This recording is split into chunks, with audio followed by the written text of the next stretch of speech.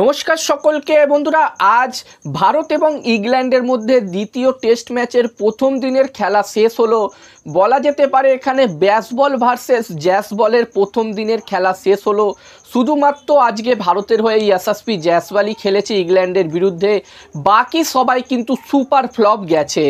যেখানে ইয়াশাস্বী জয়সওয়াল আজ 179 রানে নট আউট থেকেছে, দিন শেষে সে 179 রানে নট আউট আছে এবং গতকাল আমরা আশা করব যে জয়সওয়াল নিজের 200 রানও কমপ্লিট করবে, নিজের টেস্ট কেরিয়ারের প্রথম ডাবল সেঞ্চুরিও করবে। যেখানে বন্ধুরা প্রথম টেস্ট ম্যাচের মতো প্রথম টেস্টের দ্বিতীয় ইনিংসে আমরা দেখেছিলাম যে ভারতীয় প্রতিটা প্লেয়ারই ফ্লপ হয়েছিল এবং এই ম্যাচেও সেম, এই দ্বিতীয় টেস্ট ম্যাচের প্রথম ইনিংসেও সেম। এখানে রোহিত শর্মা প্রথমে খুবই তাড়াতাড়ি আউট হয়ে যায় এবং তারপরে শুভমান গিল আরও একটা সুযোগ হারালো। যেখানে বন্ধুরা শুভমান গিলকে আরও একবার সুযোগ দেওয়া হয়েছিল, এত ম্যাচে ফ্লপ হবার পরেও তাকে আরও একটি সুযোগ দিয়েছিল ভারতীয় টিম এবং এই ইনিংসে সে মাত্র 34 রান করতে পেরেছে। যদিও বন্ধুরা এই 34 রানটাই দ্বিতীয় সর্বোচ্চ স্কোর। এখানে ইয়াশাস্বী জয়সওয়ালের 179 রানের পরে 34 রানই কিন্তু সর্বাধিক স্কোর আজকে ভারতীয় ব্যাটসম্যানদের দ্বারা। এখানে শুধু শুভমান গিল নয়, এখানে ভারতের প্রতিটা ব্যাটসম্যানই আজ ফ্লপ হয়েছে। প্রথমে রোহিত শর্মা, তারপরে শুভমান গিল, তারপরে শ্রেয়াস আইয়ার, তারপরে অক্ষর পটেল, তারপরে শিখর ধারাত, তারপরে রাজাত পাতিদার। যেখানে আজকে রাজাত পাতিদার ভারতের হয়ে টেস্ট ডেবিউ করেছে এবং সে তার টেস্ট ডেবিউতে শুরুটা ভালো করলেও সে মাত্র 32 রান করেই আউট হয়ে যায়। বলা যেতে পারে আজ রাজাত পাতিদারের কাছে দুর্দান্ত সুযোগ ছিল একটি বড় ইনিংস খেলার এবং আজকের পিচ যেটা ছিল সেটা কিন্তু একদমই প্রপার ব্যাটিং পিচ ছিল। আমরা দেখেছি ইয়াশাস্বী জয়সওয়াল দুর্দান্ত ব্যাটিং করেছে এক প্রান্ত থেকে এবং অন্য প্রান্ত থেকে একের পর এক উইকেট পড়তেই থেকেছে এবং দিন শেষ হতে হতেও এখানে শিখর ধারাত আউট হয়ে গেছে। যেখানে শিখর ধারাতও ভালো শুরু করেছিল, বলা যেতে পারে প্রতিটা ব্যাটসম্যানই শুরু ভালো করেছিল, তবে বড় স্কোর কেউই করতে পারেনি।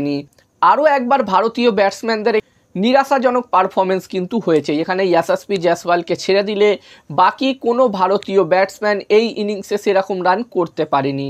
এত সুন্দর এত ভালো ব্যাটিং পিচেও আজ কোনো ভারতীয় ব্যাটসম্যান চলেনি। যদিও বন্ধুরা ইয়াশাস্বী জয়সওয়ালের কারণেই ভারতীয় টিম এই মুহূর্তে 336 রান পর্যন্ত গেছে এবং ইয়াশাস্বী জয়সওয়ালের সাথে রবিচন্দ্রন অশ্বিনও 5 রানে নট আউট আছে। এবার দেখার বিষয় থাকবে আগামীকাল ভারতীয় টিম কীরকমভাবে শুরু করে। এখানে অবশ্যই আমরা সকলে চাইব ভারত যেন 400+ স্কোর করতে পারে এবং ইয়াশাস্বী জয়সওয়াল যেন নিজের টেস্ট কেরিয়ারের প্রথম ডাবল সেঞ্চুরিও করতে পারে, 200 রানও করতে পারে। এবার দেখার বিষয় থাকবে কি হয়। অন্যদিকে ইংল্যান্ড টিমের বোলিংয়ের কথা বললে বন্ধুরা আজ ইংল্যান্ড টিমের বোলাররা দুর্দান্ত বোলিং করেছে। যেখানে 41 বছর বয়সী জিমি অ্যান্ডারসন কিন্তু দুর্দান্ত বোলিং করেছে এবং সে শুভমান গিলকে আরও একবার আউট করেছে। যেখানে বন্ধুরা অলরেডি শুভমান গিলকে জিমি অ্যান্ডারসন 5 বার আউট করে ফেলেছে টেস্টে এবং এছাড়াও ইংল্যান্ডের হয়ে এই ম্যাচটিতে শোয়েব বাসিরও নিজের টেস্ট ডেবিউ করেছে এবং টেস্ট ডেবিউতে সে 2টো উইকেটও নিয়েছে। যদিও এই দিন ইংল্যান্ডের হয়ে সবথেকে বেশি ওভার শোয়েব বাসির করেছে। শোয়েব বাসির 28 ওভার বল করেছে আজ এবং 28 ওভার বল করে সে 100 রান দিয়ে 2 উইকেট নিয়েছে। এছাড়াও রেহান আহমেদও 2 উইকেট নিয়েছে এবং টম হ্যাটলিও 1টা উইকেট নিয়েছে এবং আমি তোমাদেরকে আগেই জানালাম শুভমান গিলকে এখানে অ্যান্ডারসন আউট করেছে। তো বন্ধুরা এখানে আমার মতে প্রথম দিনের খেলা শেষে দুটি টিমেরই 50-50 চান্স আছে এই টেস্ট ম্যাচটি জেতার। যেখানে প্রথম দিন খেলার শেষে আমরা এটাই বুঝলাম যে এখানকার পিচ কিন্তু একদমই প্রপার ব্যাটিং পিচ। প্রথম দিনে তো সেটাই মনে হলো, যদিও এখানে বল স্পিনও হচ্ছে। এবার দেখার বিষয় থাকবে যে এই পিচে ভারতীয় স্পিন বোলাররা যখন বল করতে আসবে, অক্ষর পটেল, রবিচন্দ্রন অশ্বিন এবং কুলদীপ যাদব এই ম্যাচটিতে খেলছে। তো ভারতের হয়ে এই 3জন স্পিন বোলার যখন বোলিং করবে তারা কীরকম বোলিং করে এটাই দেখার বিষয় থাকবে।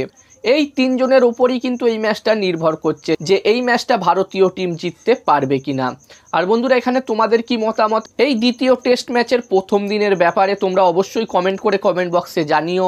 আর ভিডিওটা ভালো লাগলে অবশ্যই একটা লাইক করো।